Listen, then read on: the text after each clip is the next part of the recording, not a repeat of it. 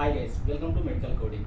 Now we are discussing about how to clear medical coding CPC exam in Telugu. I will explain in English also later videos. Coming to point, ఎందుకు exam CPC exam అంత tough అంత స్ట్రెస్ఫుల్గా అవుతుందంటే tough అనేది ఏముండదు.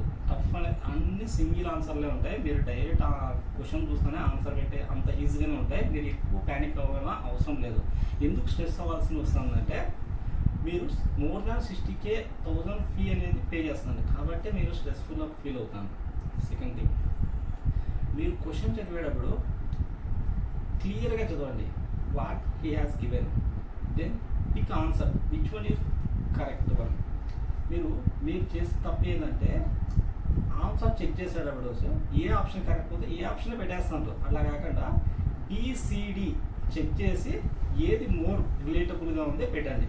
Sometimes most of the times correct option ఇచ్చేస్తారు, direct ఆప్షనే ఉంది. అలా కాకుండా మీరు ఎప్పుడైతే అన్ని ఆప్షన్ చెక్ చేస్తారో ఇన్ కేస్ వాడు డైరెక్ట్ ఆప్షన్ ఇవ్వకుండా మోర్ రిలేటబుల్ ఆప్షన్ ఇస్తే మోర్ రిలేటబుల్ ఆప్షన్ పెట్టండి.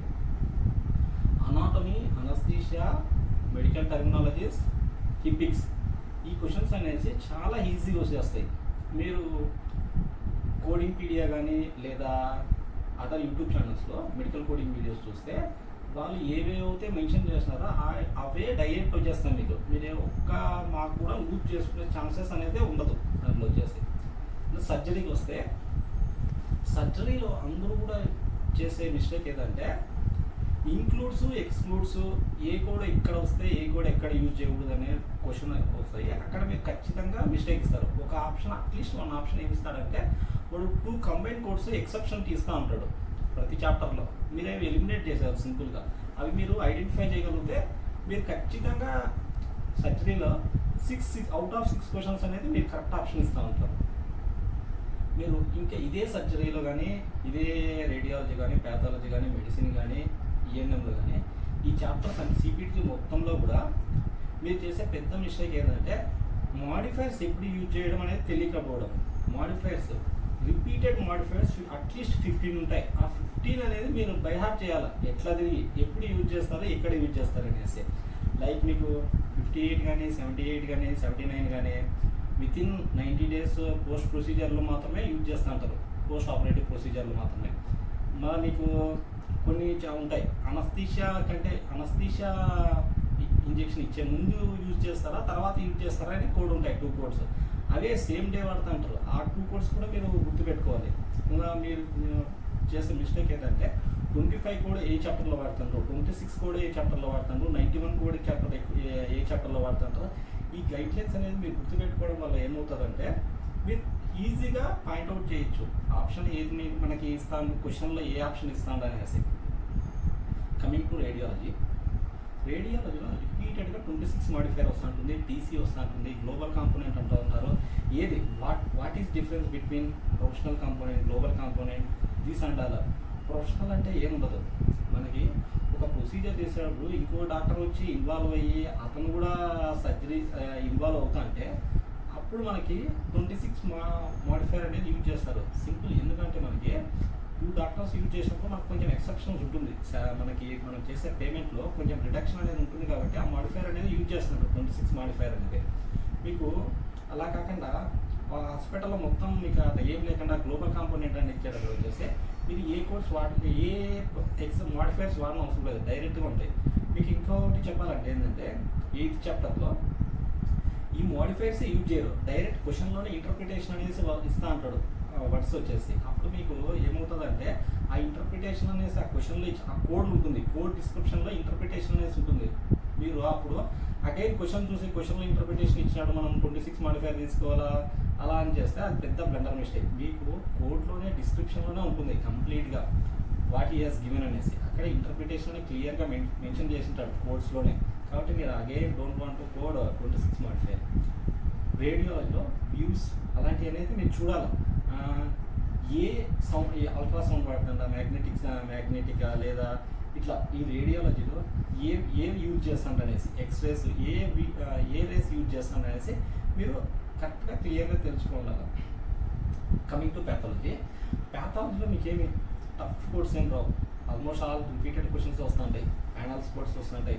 ప్యానల్ కోడ్స్లో ఆ కాంపోనెంట్ కోడ్స్ అనేవి ఉన్నాయా లేదని. ప్యానల్ కోడ్స్లో మీకు bundle, what is mean by bundle and unbundle అనేది గుర్తుపెట్టుకోవాలి. బండిల్ అంటే ఏం లేదు, రెండు ప్యానల్స్లో కోడ్స్ కంబైన్ కాకపోతే అది బండిల్. అన్బండిల్ అంటే ఏదో కాంపోనెంట్ కంబైన్ అవుతుందంటే అది అన్బండిల్ అవుతుంది, యూనిక్యూనెస్ లేకపోవడం వల్ల.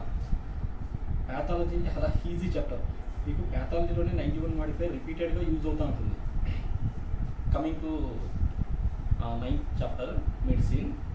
మెడిసిన్ ఆల్సో మీకేమి పెద్ద కష్టమైన క్వశ్చన్స్ ఏమి వస్తూ ఉండవు. ఆల్మోస్ట్ ఆల్ రిపీటెడ్ క్వశ్చన్స్ వస్తుంటాయి. మీకు మెడిసిన్ చాప్టర్లో గుర్తుపెట్టుకోవాల్సింది ఏంటంటే టైం మీద క్వశ్చన్ అడుగుతాడు ఖచ్చితంగా. టైం మీద కోడ్స్ అనేది యాడ్ అండ్ కోడ్స్ వస్తుంటాయి. కొన్నిసార్లు ఇంటూనే ఇంటూ 2 ఇంటూ 3 అనేసి మెయిన్ కోడ్స్కే ఇస్తూ ఉంటారు. అది చాలా గుర్తుపెట్టుకోవాలి, ఎప్పుడు ఎక్కడ వాడాలి ఏమి అనేసి టైం ఫ్రేమ్ మీద వచ్చేస్తుంది. Coming to ENM. ఈఎన్ఎంలో 2 క్వశ్చన్స్ మాత్రం ఇండైరెక్ట్ క్వశ్చన్స్ వస్తాయి. మీకు కీవర్డ్స్ అనేవి ఇవ్వడు, ఇండైరెక్ట్గా ఇస్తూ ఉంటాడు. అంటే టెస్ట్ 3 టెస్ట్ చేసినా లేదా పాజిటివ్ చేసినా లేదా ఆస్తమా అనేది క్రోనిక్ ఆస్తమా అనేసి ఇవ్వడం కానీ అలాంటి ఇస్తారు. మీరు అప్పుడు ఐడెంటిఫై చేయాలి ఈ క్వశ్చన్ అనేది రిస్క్ అనేది లోలో ఉందా, హైలో ఉందా, మీడియంలో ఉన్నది. మీరు డైరెక్ట్ ఇచ్చినప్పుడు మీరు ఈజీగా పిక్ చేస్తారు. ఇట్లా ఇండైరెక్ట్గా ఇచ్చినప్పుడు పిక్ చేసేదానికి కొంచెం రాంగ్ పెట్టడానికి ఛాన్సెస్ ఎక్కువ ఉంటాయి. అది మీరు పర్ఫెక్ట్ అవ్వండి. ఇక కమింగ్ టు ఐసీడీ. ఐసీడీ ఏం లేదు. ఐసీడీలో మీరు 5 క్వశ్చన్స్ వస్తున్నాయి నేను నెగ్లెక్ట్ చేశాననుకో చాలా బ్లండర్ మిస్టేక్ చేస్తానంటే. ఎందుకంటే మనకి ఐసీడీ కోడ్సే కంబైన్ కోడ్స్ సిపిడి వస్తూ ఉంటాయి. కాబట్టి మీరు ఐసీడీ పర్ఫెక్ట్ ఉండాలి. ఐసీడీ అట్లీస్ట్ ఒక 50 క్వశ్చన్స్ 50 పాయింట్స్ వచ్చేసి ఏమి ఇస్తాను ఐసీడీలో, ఏమి ఇంపార్టెంట్ పాయింట్స్ ఏమి వస్తున్నది, ఇంపార్టెంట్ చాప్టర్స్ ఏంది ఐసీడీలో మన సిపిసికి అనేది మీరు పర్ఫెక్ట్ అవ్వాలి. లైక్ ఫస్ట్ చాప్టర్ కానీ, సెకండ్ చాప్టర్ కానీ, లేదా డయాబెటీస్ చాప్టర్ కానీ, లేదా ప్రెగ్నెన్సీ కానీ, లేదా చిల్డ్రన్ది కానీ, ఇవన్నీ అనేసి రిపీటెడ్ అడుగుతూ ఉంటాడు మనకు వచ్చేసి ఎప్పుడైనా. లేకపోతే హైపర్ టెన్షన్లో కానీ, హై సిరీస్లో కానీ ఇవన్నీ రిపీటెడ్ అవుతుంటారు. మీరు అట్లీస్ట్ 50 పాయింట్స్ నోట్ చేసుకొని పర్ఫెక్ట్గా ఉన్నారనుకో ఖచ్చితంగా ఐసీడీ అనేది మీరు అట్లీస్ట్ 3-4 క్వశ్చన్స్ రైట్ చేసుకోవడానికి చాలా ఛాన్సెస్ ఎక్కువ ఉంటుంది. మీకు ఈలో వచ్చేసి తెలుసుకోవాలి. E08 అంటే ఏంది, E09 అంటే ఏంది, E10 అంటే ఏంది, E11 అంటే ఏంది, E12 అంటే ఏంది. లైక్ ఎగ్జాంపుల్ డిఫాల్ట్ కోడ్స్ ఇచ్చిన డయాబెటీస్ ఏం మెన్షన్ చేయకుండా అప్పుడు టైప్ 2 డయాబెటీస్ మిలిటస్ అనేది మీరు ఐడెంటిఫై చేయాలి. ఇది టైప్ 2 డయాబెటీస్ మిలిటస్ అనేసి. ఇంకో పాయింట్ మీకు రైటా, లెఫ్టా, అక్యూటా, క్రోనికా అట్లా స్పెసిఫిక్గా ఏది మనకు మెన్షన్ చేయనప్పుడు ఏమవుతుందంటే అన్స్పెసిఫైడ్ కూడా వస్తుంది. అంటే లాస్ట్లో 9 అనేది ఎండ్ అవుతూ ఉంటుంది. అది మీరు గుర్తుపెట్టుకోవాలి. సెకండ్ థింగ్, మీరు డిఫరెన్స్ గుర్తుపెట్టుకోవాలి. ఎప్పుడైనా ఎం సిరీస్కి, ఎస్ సిరీస్కి, టీ సిరీస్కి డిఫరెన్స్ ఎప్పుడు గుర్తుపెట్టుకోవాలంటే రొమాటికా, ప్యాథాలజికల్ డిసీజెస్. అవి మీరు క్వశ్చన్ బాగా చదివితే మీరు యాక్సిడెంట్ వల్ల పేషెంట్ వస్తుందా లేదా ఏదైనా క్యాన్సర్స్ వల్ల